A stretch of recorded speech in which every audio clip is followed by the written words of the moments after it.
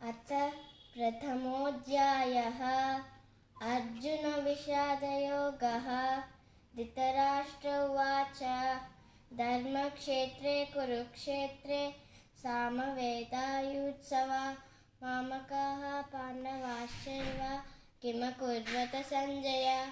सञ्जय उवाच दृष्ट्वा तु पाण्डवानीकं व्यूढं दुर्योधनस्तदा आचार्यमुपसंगम्य राजा वचनमब्रवीत्।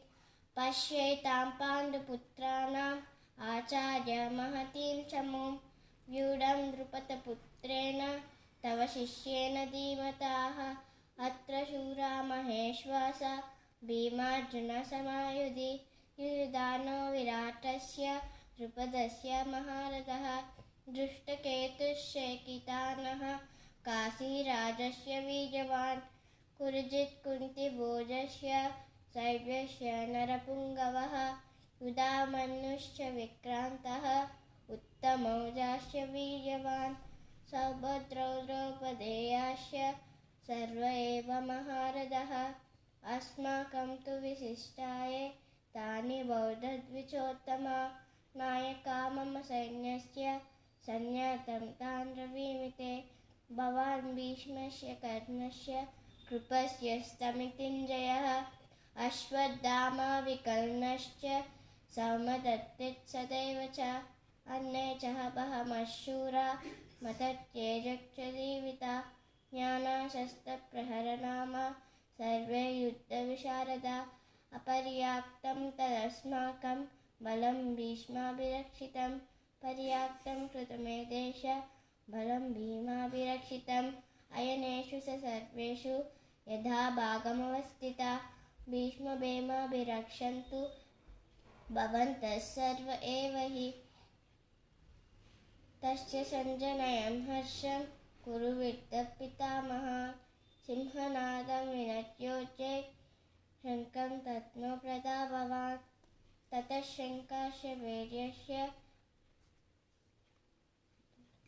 पनवानकगोमुखाः सहसेव्याभ्यहन्यन्त सशक्तस्तु मिलोभवन्। ततस्वेतैर्हयैर्युक्ते महति स्यन्दने स्थितौ माधवः पाण्डवाश्चैव दिव्यौ शङ्खौ प्रदद्मतः। पाञ्चजन्यं हृषीकेशो देवदत्तं धनञ्जयः पौण्ड्रं दद्मौ महाशङ्खं भीमकर्माव्रकोदरः। अनन्तविजयां राजा कुन्तीपुत्रो युधिष्ठिरः नकुलः सहदेवस्य सुघोषमणिपुष्पकौ काश्यश्च परमेश्वासः शिखण्डी च महारथाः दृष्टद्युम्नो विराटश्च सात्यकिश्च पराजितः द्रुपदो द्रौपदेयाश्च सर्वश पृथिवीपते। सर्वत्रस्य महाबाहु शङ्खान् दद्मौ पृथक् पृथक् सघोषो दातराष्ट्राणां हृदयानि प्रदायक नमस्य प्रथमें चैव तुमुलोऽप्यनुनादयन्त।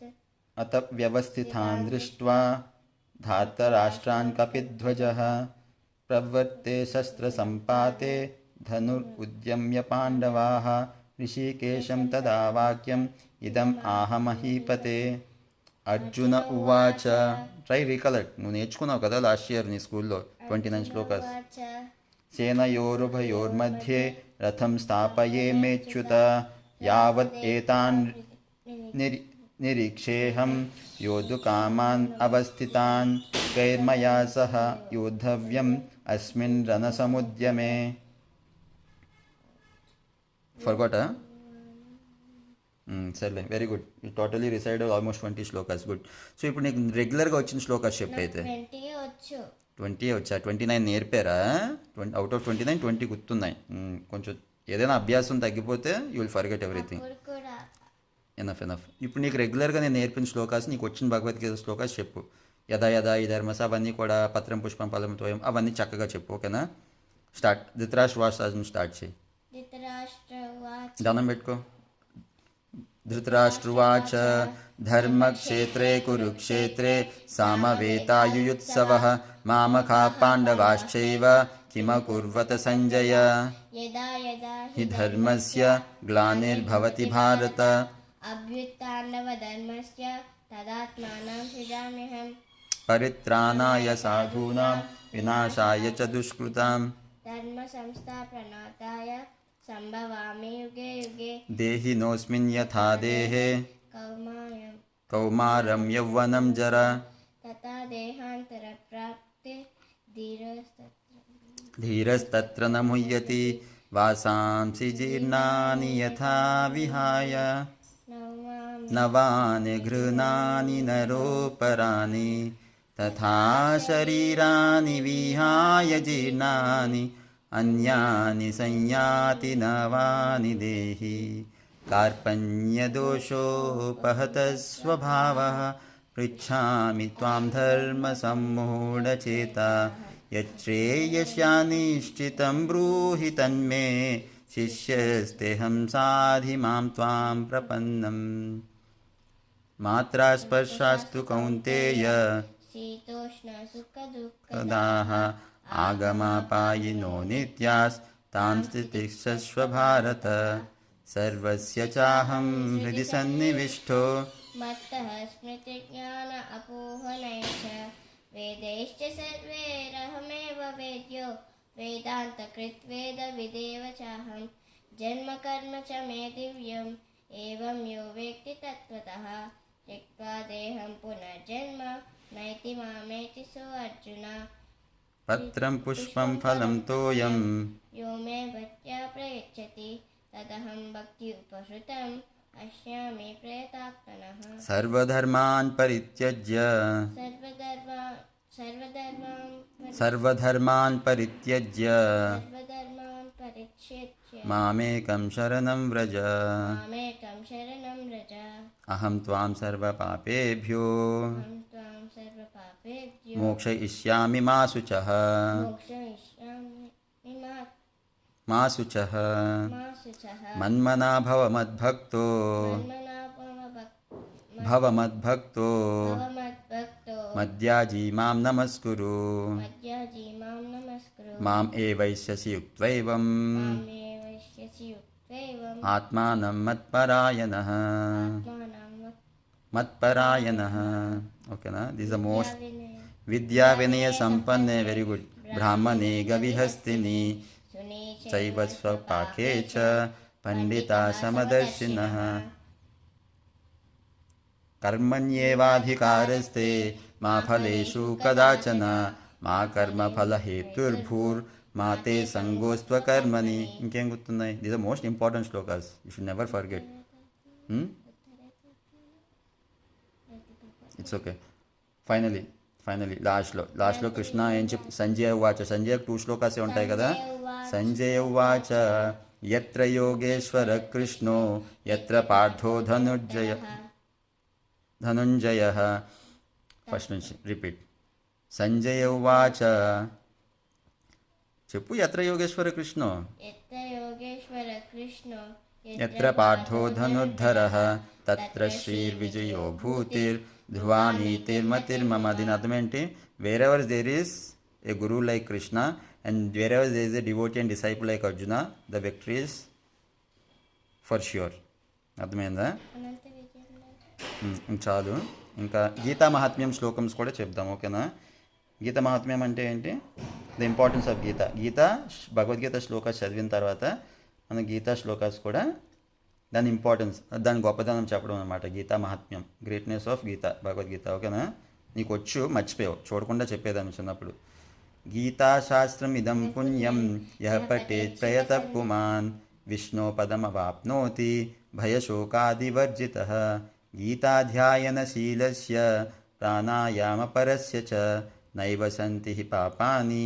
పూర్వజన్మకృతాని చ మలినే మోచనం అస్సలు గుర్తు రావట్లేదా very very bad you forgot everything చెప్పు మలినే మోచనం పుంసాం చెప్పు నేను చెప్తున్నా కదా రిపీట్ ఆఫ్టర్ మీ మలినే మోచనం పుంసాం గట్టిగా జలస్నానం దినే దినే जलस्नानं दिने दिने సకృత్ గీతాంభసి స్నానం सकृद्गीता वसिष्ठ గీతాంభసి స్నానం गीता वसिष्ठ గీతాంభసి స్నానం गीता वसिष्ठानं సంసారమలనాశనం संसारमल గీతాసు గీతా కర్తవ్య गीतासु गीता कर्तव्य కిమన్యై శాస్త్రవిస్తరైః किमन्ये शास्त्रविस्तरैः యా స్వయం పద్మనాభస్య या स्वयं पद्मनाभस्य ముఖపద్మాద్వినిశ్రితా पद्मविनिश्चिता భారతామృత సర్వస్వం भारतामृतसर्वस्व విష్ణోర్వక్త్రాద్వినిశ్రితాం विश्वमत्राविनिश्चिता గీతా గంగోదకం పీత్వా गीता गङ्गोत्वकं पीता పీత్వా पीत्वा పునర్జన్మ న విద్యతే पुनर्जन्म विचित्यते ఇది మళ్ళీ కంప్లీట్గా నువ్వు నాకు చెప్పాలి అర్థమైందా బాలే సర్వోపనిషదో గావో దోగ్ధా గోపాలనందన लोकता गोपालनन्दना పార్థో వత్సః సుధీర్భోక్త पात्रो वत्सरुक्ता దుగ్ధం గీతామృతం మహత్ दुग्धगीतान्तम् గట్టిగా చెప్పిది ఏకం శాస్త్రం దేవకీ పుత్ర గీతం एकं शास्त्रं देवकी पुत्रगीतम् ఏకో దేవో దేవకీ పుత్ర ఏవ एको देवो देवकी पुत्र एव ఏకో మంత్రస్తస్య నామాని యాని एको మంత్రస్తస్య मन्त्रस्तस्य నామాని యాని కర్మాప్యేకం తస్య దేవస్య సేవ कर्माप्येकं तस्य దేవస్య సేవ అంటే దీని అర్థం ఏంటంటే ఒక భగవద్గీత చాలు చాలా స్క్రిప్చర్స్ ఉన్నాయి కదా మన శాస్త్రాల్లో అవన్నీ అవసరం లేదు ఒక భగవద్గీత శ్రద్ధగా చదివి అర్థం చేసుకోగలిగితే కృష్ణుడి నామాన్ని జపించగలిగితే చాలు నీ జన్మ ధన్యమైపోతుంది అని అర్థం ఓకేనా ఓకే ద మోస్ట్ ఫేవరెట్ అవర్ మంత్ర హరే కృష్ణ కృష్ణ కృష్ణ హరే హరే హరే రామ రామ రామ హరే హరే హరే కృష్ణ కృష్ణ कृष्ण कृष्ण हरे हरे हरे राम राम राम हरे हरे हरे कृष्ण कृष्ण कृष्ण कृष्ण हरे हरे हरे राम राम राम हरे हरे जय श्री कृष्ण चैतन्य प्रभु नित्यानंद श्री अद्वैत गदाधर श्रीवासादि गौरभक्तवृंद జై శ్రీల ప్రభుపాద్ ఓకేనా జై శ్రీకృష్ణ ఇవన్నీ ఏవైతే గ్యాప్స్ ఉన్నాయో అవన్నీ కవర్ చేసుకోవాలి ఓకేనా వెరీ గుడ్ హ్యాపీ గీతా జయంతి చెప్పు చలో